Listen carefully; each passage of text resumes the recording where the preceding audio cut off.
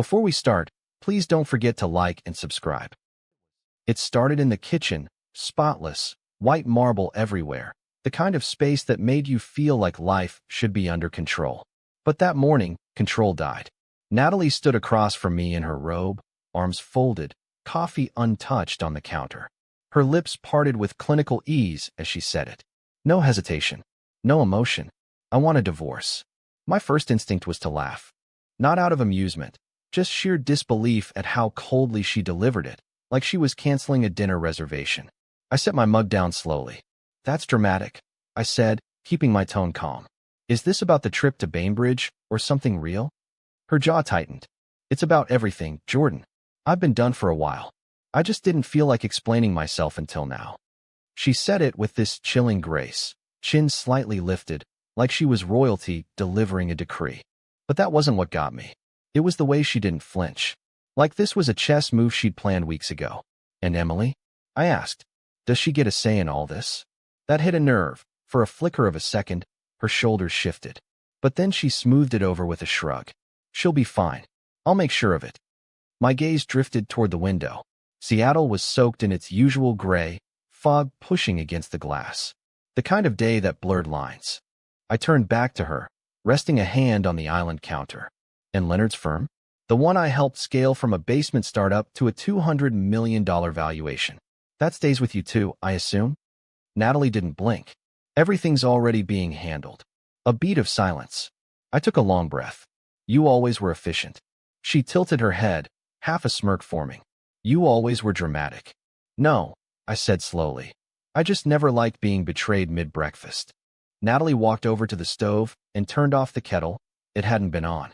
She just needed something to touch. Then she turned back to me, arms folded again. You knew this wasn't working. Don't pretend you didn't. I nodded. You're right. I knew. I just didn't think you'd go full boardroom hostile before we even got to the why. The why? She scoffed. You stopped showing up, Jordan. At home, emotionally. You're brilliant in business, but useless in marriage. I was done waiting. And instead of talking, I said, voice low, you lined up the lawyers and planned your exit like a quarterly pivot. She looked me dead in the eye. You taught me to think like that. There it was. A crown, forged out of ambition and ice. She wasn't asking. She was informing me. The battle had already been won in her mind. But I wasn't broken. Not even cracked. I looked around the kitchen. The perfect tile, the quiet hum of the fridge, the scent of espresso hanging in the air, and I saw not loss, but beginning. I'll speak to Emily myself, I said. And Leonard. Let's make this clean. Natalie gave a quick nod and turned away, reaching for her phone like we'd just finished discussing weekend plans. But as I stepped out of that kitchen, I knew she'd miscalculated one thing.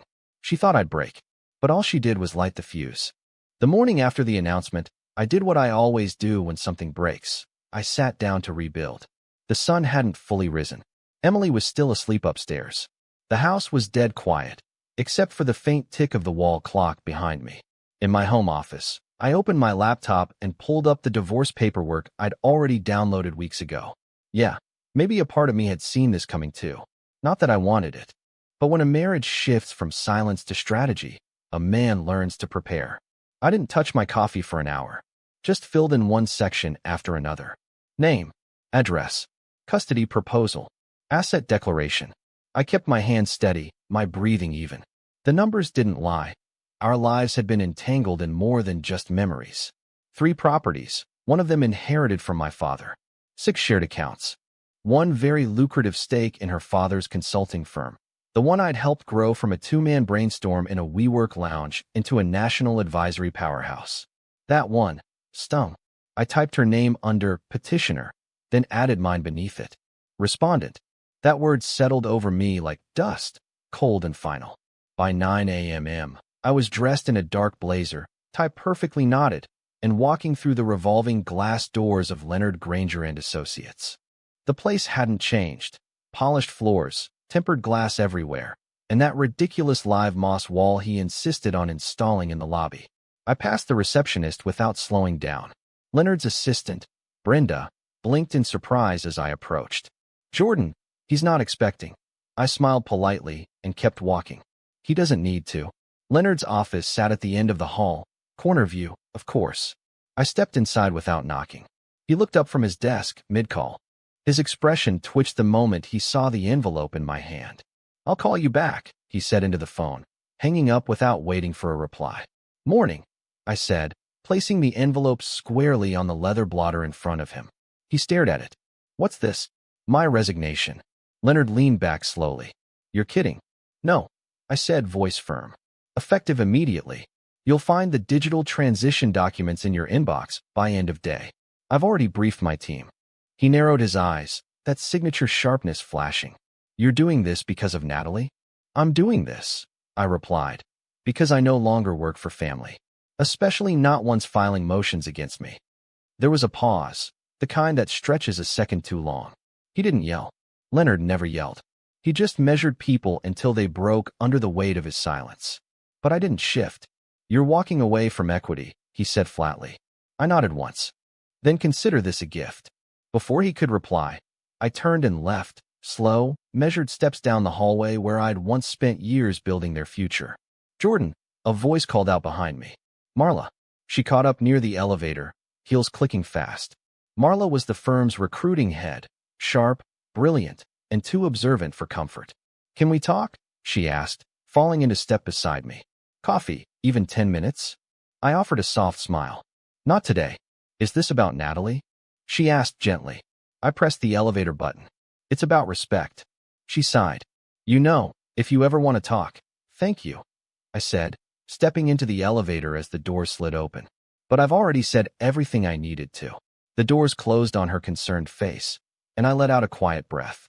Down on the street, the city moved like it always did. Horns, footsteps, espresso carts lining up for the morning rush. I adjusted my cufflinks, feeling lighter than I should have. There were no slamming doors, no shouting matches. Just a sealed envelope, a clean exit, and the cold understanding that something was now truly over. The family courtroom smelled like old paper and lemon cleaner. Cold, neutral, and perfectly impersonal. A place where strangers in robes got to decide the weight of a man's life in ink and protocol. Natalie sat on the other side of the room with her lawyer, legs crossed, expression composed. Designer suit. Heels that matched the folder in her lap. It was all an image. The same way a corporation might dress up bad news with press releases. I didn't look at her. My lawyer, David Lang, leaned toward me. Mid-50s, all gray hair and calm eyes. "She's going after full custody, just like we discussed." I nodded once. "Let's proceed." We'd tried mediation. She declined. Said she needed the court to set things straight. The hearing was fast. Methodical. The judge was a no-nonsense woman named Evelyn Draper, dry tone, sharp eyes, and a low tolerance for theatrics. We went through financials, assets, tax returns, the timeline of our marriage, Emily's school schedule. Then Natalie stood. She didn't cry. Of course not. Natalie never played the emotional card. She played the narrative. "Your Honor, I've been Emily's primary caregiver since she was born. Jordan has always been focused on his career, traveling, working late. He's a good father, but I'm the stable one. The constant." I watched her speak. Smooth, steady, rehearsed. I almost admired the performance. She needs consistency right now. Her world is changing. I want sole custody. Judge Draper turned to me. "Mr. Carr." I rose. "Your Honor, I have no intention of disrupting Emily's life. But I've been present for every school conference, doctor visit, and bedtime story when I wasn't working overtime to build a future for her. Natalie and I both love our daughter. I'm asking for joint custody." Draper looked down at her notes, tapped her pen twice. Then she spoke. "I'm awarding primary physical custody to Mrs. Carr, with alternating weekends and one midweek visit for Mr. Carr. Assets will be divided equitably, 50/50ths as per statute." She glanced between us. "You're both adults. You will conduct yourselves accordingly for the sake of your daughter. This is final." The gavel struck. The room exhaled. Outside the courtroom, the air in the hallway felt heavier somehow. Sunlight from the high windows cut long shadows across the floor. Natalie stood by the wall, tapping her phone. When she saw me walking past, she tucked it away and stepped into my path. "Well," she said with a faint smile, "at least we're officially free now." I met her eyes briefly. "You've got what you wanted. I hope it makes you happy." "I just want what's best for Emily." I raised an eyebrow. "Funny. So do I." She tilted her head slightly, her tone sweetening like poison in a glass. You really thought they'd give you more than weekends? She asked, her voice low. You're not exactly built for full-time fatherhood, Jordan. I stared at her for a moment, then laughed softly. Not bitter, just tired. Good luck, Natalie. Then I walked past her without another word. Behind me, I could feel her watching, waiting for me to turn around, to say something sharp or vindictive, to prove I was still reacting, still playing her game. But I didn't turn. The click of my shoes echoed down the corridor like punctuation. Sharp. Final. And in that silence, I knew I'd just taken back something she never expected me to reclaim, my composure. It was barely past 7 when my phone rang. I was halfway through tying my tie, steam still rising from the shower behind me. The name on the screen? Leonard Granger. I let it ring twice before answering. Jordan, what the hell did you do? He barked, voice already halfway to shouting. Morning to you too, Leonard. You resigned? You walked out without so much as a conversation? After everything I gave you? I adjusted the knot on my tie in the mirror. I didn't walk out. I handed in a formal resignation. Sealed envelope. Your assistant time-stamped it. Get in here, he snapped. Today? Now. The line went dead. Classic Leonard. 30 minutes later, I was stepping into his office, the same one where we'd built projections, landed mergers, shared late-night scotch when we locked down impossible clients. Now, the air inside felt stale, like something had spoiled. He was pacing behind his desk, sleeves rolled up, silver cufflinks tossed aside. You blindside me, he growled. You leave my company in the middle of Q1 strategy planning. Your company? I interrupted, calm as ever. That's funny. Because you used to call it ours. Leonard's jaw clenched. He moved toward the chair across from me, but didn't sit. You're overreacting to the divorce, he said. This is business. I kept that separate. No, you didn't, I said. You kept me around like a showpiece. Your golden son-in-law. The silent partner who did the heavy lifting while you shook hands and played kingmaker. He scoffed. That's not fair. It's accurate. I slid my hands into my pockets. And now, you've got what you wanted. Your daughter's free, your name is clean, and I'm officially out of your family and your firm. He stared at me, eyes narrowing, calculating. You think you can walk away and not feel it, he asked. You think another company will hand you the kind of control I gave you? I'm not looking for control, I said quietly. I'm building something else. That gave him pause. Is this about revenge? He asked. Because if you think sabotaging my firm is going to fix what happened between you and Natalie, I raised a hand. Let's be clear. I didn't come here to threaten you. I came to confirm that our relationship, personal and professional, is done. I owe you nothing. And you owe me nothing. That's clean. He shook his head slowly, eyes clouded now. You're making a mistake. I took a breath, turned toward the door. Maybe, but it's mine to make. As I reached for the handle, he said one last thing, voice lower, almost human. Jordan, you were the best man I ever hired. I paused, hand still on the knob. I wasn't hired, Leonard, I said, without turning. I was family. That's what made me dangerous. And then I walked out, down the hallway, past the intern desks, past the ghost of every 12-hour workday I'd buried inside these walls. For the first time in 10 years, I stepped into the elevator not as a partner, not as a son-in-law, but as a free man. And I didn't feel loss. I felt air. A soft drizzle tapped the windshield as I pulled into the driveway of the craftsman-style home I used to help pay for. The place still looked immaculate, trimmed hedges, potted plants by the porch, the kind of exterior that tried to whisper everything's fine here. But some things can't be power washed away. I turned off the engine and barely had time to step onto the wet stone path before the front door flew open. Daddy, Emily's voice, high and bright, cut through the gray. She bolted down the porch steps in pink sneakers, arms outstretched like she hadn't seen me in years, not weeks. I knelt, catching her mid-run. Hey, Peanut, I whispered into her hair, holding her tight as her small arms wrapped around my neck. That moment alone was worth every bitter turn the past month had thrown at me. She pulled back with a grin. You smell like mint gum. Very observant. I smiled, brushing a strand of hair from her forehead. Ready for our day? Mom packed my bag. She put extra books in it this time. I stood, taking her hand just as Natalie stepped onto the porch. She wore a simple sweater, no makeup, a version of her I hadn't seen since before everything got complicated. Her expression faltered for a moment, the frost in her usual gaze briefly melting into something more human. "Hi," she said quietly. I nodded once. "Natalie. She's got her sketch pad in the bag," she added, motioning toward the steps. "She's been drawing you a lot lately." I didn't take the bait. "Thanks." She glanced down at Emily, then back at me. "She's been good. A little quiet some nights, but I think seeing you helps." I gave Emily's hand a gentle squeeze. She's a resilient kid. There was a pause, the kind that begs to be filled. Natalie shifted her weight, arms crossing loosely. "I've been meaning to ask," she began. "How's the new place? Still settling in?" I looked past her, toward the street. "It's functional." Another silence. "I know things got messy," she said, tone softer now. "But maybe someday we can talk. Like really talk." I turned my attention fully to Emily. "Ready for pancakes?" She nodded excitedly. "With strawberries?" "You bet." I adjusted her bag on my shoulder and began walking her down the path toward the car.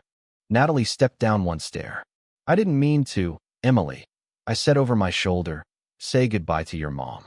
Emily waved enthusiastically. "Bye, Mom." Natalie stood there, her hand half lifted, face caught between regret and pride. "Have fun," she said quietly. I didn't respond.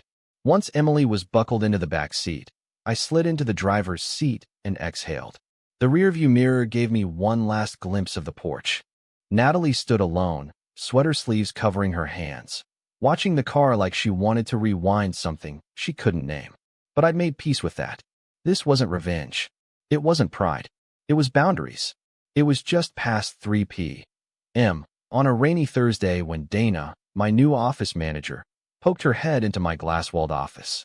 "There's a Leonard Granger and Natalie Carr here to see you. No appointment." I looked up from the quarterly projections on my screen. My fingers paused over the keyboard. "Send them in," I said calmly. "But don't block off more than 10 minutes." She raised a brow but nodded. "Understood." The door clicked shut behind her.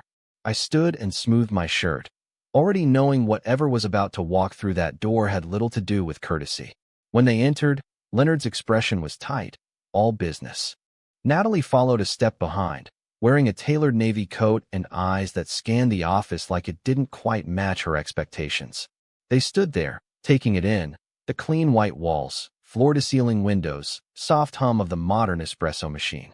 The air smelled like new ambition. I gestured toward the chairs across from my desk.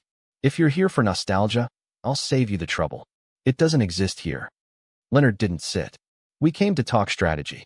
"Wrong door," I said, easing back into my seat. "That's not a service I offer to former employers or ex-family." Natalie stepped forward. "Jordan, please. This isn't personal." "Oh, come on," I said flatly. "Of course it's personal. If it weren't, you would have emailed like the rest of the world." Leonard cleared his throat, folding his arms. "We've hit turbulence. Our senior consultant left. Our second quarter forecasts are off by double digits. Clients are cautious, meaning your pipeline is bleeding out," I said. "And your internal leadership can't plug the hole." Natalie's tone sharpened. "Don't do that. Don't sit there and pretend you weren't once invested in all of it." I looked directly at her, unflinching. I was invested, until the family behind it decided I was disposable. She shifted, visibly annoyed now. "You're being petty." I smiled slightly. "No, Natalie. Petty would be gloating. I'm just booked." Leonard finally sat, shoulders dropping a fraction. "Jordan, let's be rational. You helped build the foundation. You know how we think, how we operate. One consult, one strategy deck. We'd compensate you." I studied him for a long moment. This was a man who once ordered dinner for me when I stayed late, who used to call me son. Now he sat across from me, pitching like I was some overpriced agency he didn't want to admit he needed. "I'm not available," I said. "I have my own team now. We're focused on product launches and onboarding 3 new clients. All funded. All signed."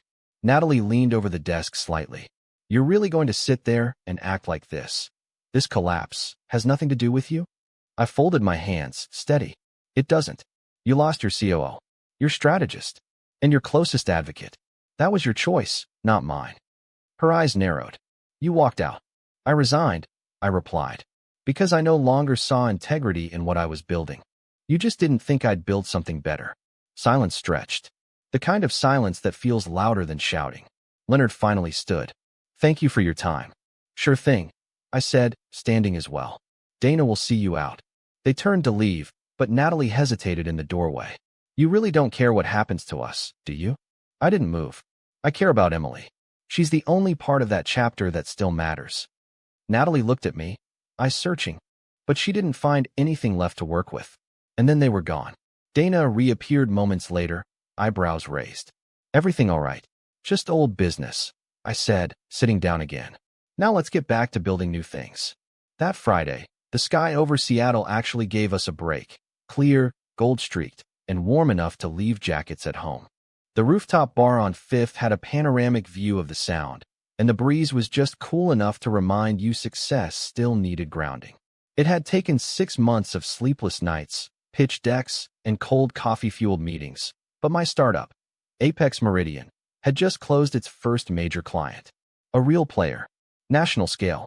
7-figure scope. I wasn't the kind to throw parties, but this was worth raising a glass. Dude, you actually did it. Chris laughed, clapping me on the shoulder.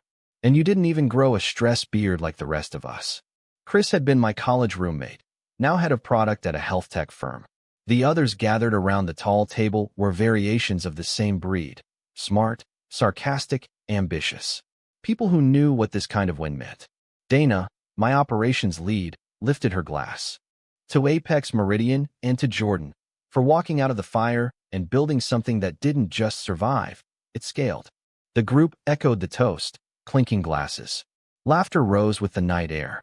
Someone ordered another round of champagne. Someone else was halfway into a story about a failed crypto venture involving a parrot and a Twitch stream. I only half listened, eyes drifting across the skyline. Seattle looked different from here. Smaller, maybe. Or maybe I just felt bigger.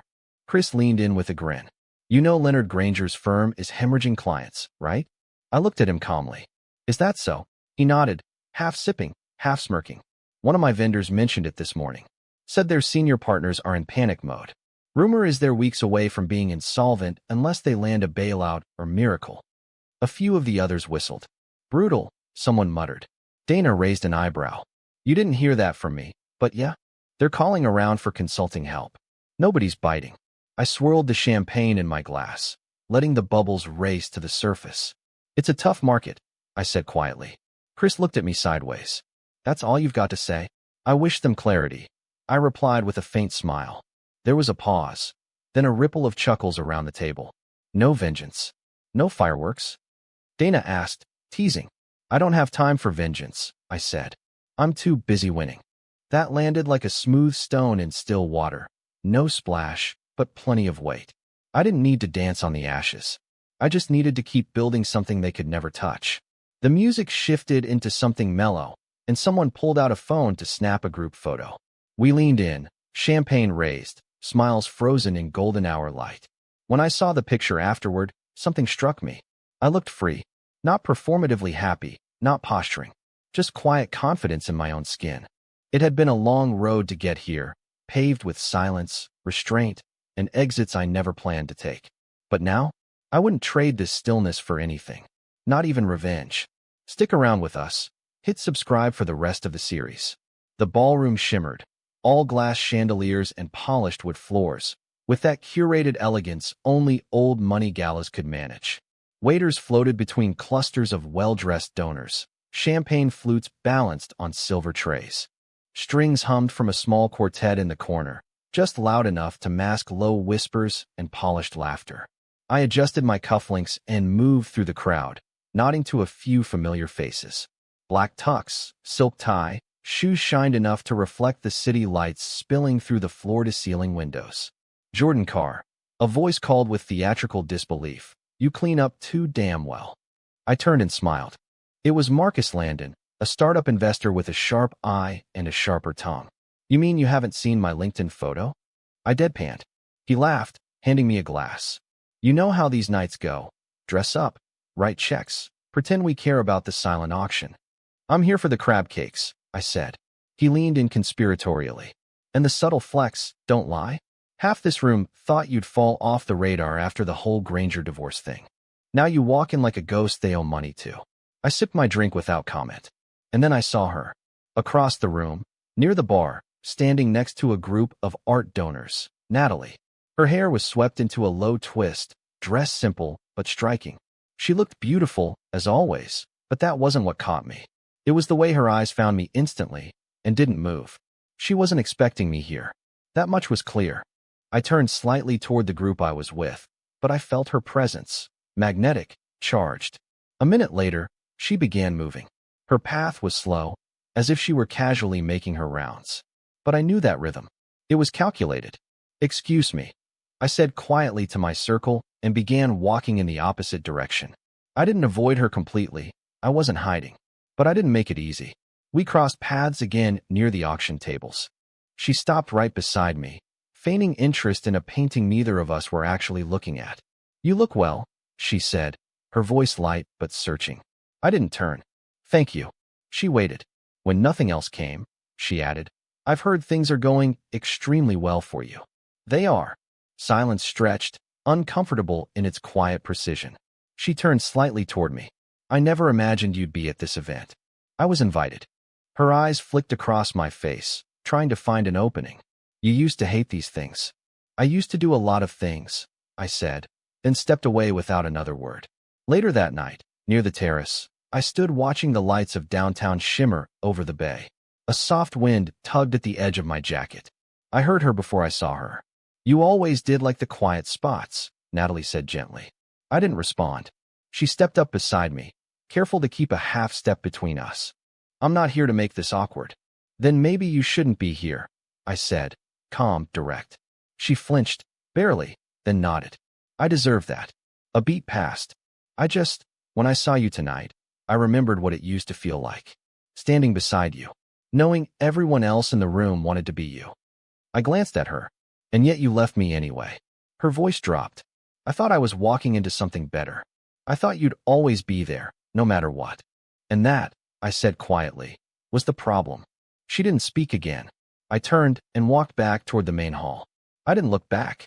Inside, the music swelled and the night went on.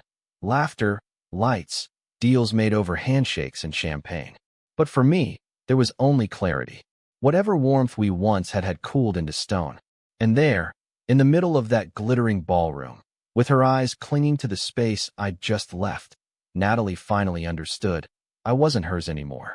Not in part, not in memory, not even in ache. It was a Sunday evening, sometime after 9. The city had gone quiet, the kind of quiet that only comes after rain, when the streets gleam like mirrors and even the wind seems tired. I'd just finished cleaning up after dinner. Emily had left that morning, dropped off at Natalie's by noon, and the condo felt larger than usual. I didn't mind the silence. Lately, I'd come to appreciate it. The stillness, the order. Then came the knock. Not a buzz from the lobby. A direct knock, soft, hesitant, but unmistakable. I opened the door. Natalie stood there, soaked hair clinging to her face, makeup streaked, lips trembling. Her coat hung off her shoulders like it had lost its shape. In one hand, she clutched her phone. In the other, nothing at all. No purse, no umbrella. She looked like someone who had run out of options. I said nothing. "Jordan," she breathed. "Please." Her voice cracked. It wasn't the polished tone she used in court, or the sharp edge she'd wielded like a knife. This was raw, broken. I stepped aside. She entered slowly, arms wrapped around herself, leaving a trail of damp footprints on the hardwood. For a moment, she stood in the middle of the room, unsure where to land. She looked around like she was in a stranger's home, like she didn't recognize the space I'd made without her. "I'm not here to cause trouble," she said quickly. I didn't know where else to go. I remained standing. She turned to face me fully. "Leonard's company, it's gone." I didn't flinch. "I heard." She blinked rapidly, eyes glistening. "He tried to salvage it. Called in favors. Took on a loan he shouldn't have." A shaky breath escaped her lips. "They shut the doors last Thursday." I watched her carefully. "So you came here?" "Not for money," she said quickly. "Not for anything like that."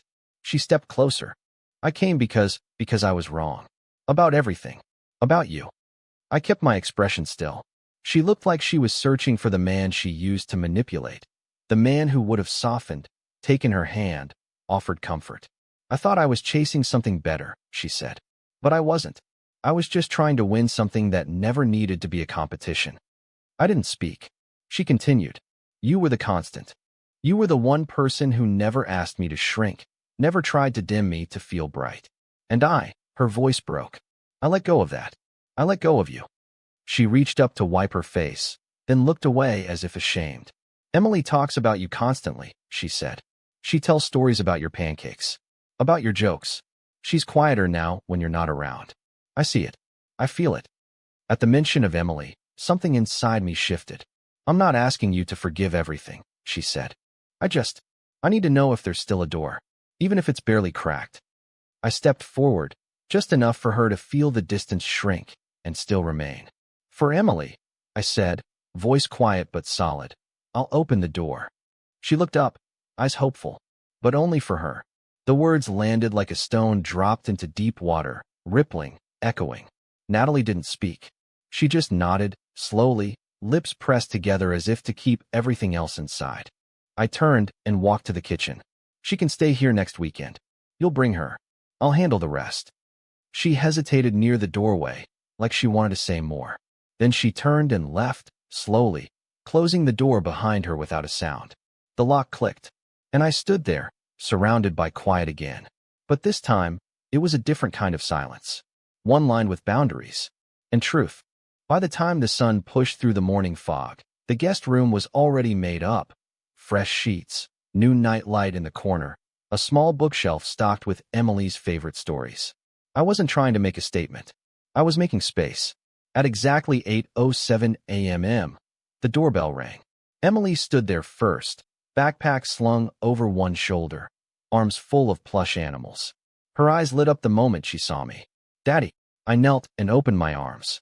She crashed into me with the force only a 9-year-old can muster. You came early, I smiled. I couldn't sleep. I kept thinking about the cereal drawer here. Behind her, Natalie stood quietly, holding a suitcase in each hand. She didn't say anything at first, just watched us. I stood and nodded. Guest room's ready. She returned the nod, but her eyes flicked down, uncertain. Emily darted past us into the condo, the sound of her sneakers squeaking against the wood floor. I'm gonna unpack Mr. Whiskers first, she shouted. Natalie stepped inside slowly, glancing around. It looks different. It is. I didn't offer a tour. I just picked up one of the suitcases and carried it toward the guest room. She followed silently. As we passed through the hall, her gaze landed on the wall where our wedding photo used to hang. Nothing had replaced it. Just a clean, blank space. I appreciate this, she said as I set the suitcase down. I'm doing it for Emily, I replied, tone even. She looked at me for a long moment, like she wanted to say something more, maybe ask for warmth, maybe offer a fragment of remorse. But I'd given her all the words I planned to. Later that morning, Emily sat cross-legged on the living room rug, surrounded by colored pencils, humming to herself as she filled in the petals of a hand-drawn sunflower. I brought her a plate of pancakes, and she beamed up at me. With cinnamon. Of course, I said, tousling her hair. What kind of monster would forget the cinnamon? She laughed and dug in. Natalie sat at the far end of the couch, watching. I didn't speak to her. I didn't need to. Every glance I gave her was cool, controlled, clear. She tried once. Jordan, maybe we could. I stood before she could finish. Let me know if you need towels. Otherwise, I'll be in my office. Her lips pressed into a thin line. She nodded. Okay. By evening, the house had softened, not because of her, but because of the little girl who skipped between rooms, drawing light in every corner. Natalie stayed quiet most of the day, but I saw it in her posture, the slow slump of her shoulders, the way she avoided the kitchen when I was in it. She felt the distance. And that was the point. 1 year later, and the house sounded different. Laughter echoed in the kitchen every school morning. Not loud, not forced, just natural. Emily had grown into herself. Confident, curious. Her handwriting had improved. Her eyes sparkled a little brighter, and she no longer hesitated when raising her hand at school. Her teachers said she'd stepped forward. At night, she curled up on the couch beside me with books or wild stories from her day. She still asked for pancakes on Saturdays. Still preferred the cinnamon kind. Natalie lived in the guest room. She cooked sometimes. Cleaned when I didn't ask her to. She learned to keep her volume low, her pace measured. Our conversations were brief. Civil, how was work? Fine. You? Quiet day. We never argued, but we never truly reconnected. The pieces didn't fit the same anymore. Sometimes she'd laugh at something Emily said, glance at me across the room, and I'd nod politely. That was the extent of our warmth now, carefully contained. There were no apologies anymore. No promises. Just days, measured and managed. One evening, I walked past the guest room door and saw her sitting on the bed, reading. Her eyes met mine. She didn't speak. Neither did I. Because some silences don't need filling. And some bridges, they may stand again, but you never cross them the same way twice. And that was the end of the story. Natalie showed up at my door the day her father's empire collapsed, not to fix us, but to be let back into the space she once walked away from. I let her in for Emily's sake. But tell me this. When she asked for more, when she looked for warmth in the cracks, did she deserve it? Did she earn her way back, or just return because there was nowhere else left to go? Let me know in the comments. And if this story hit you somewhere real, give it a like and hit subscribe. There's more where this came from.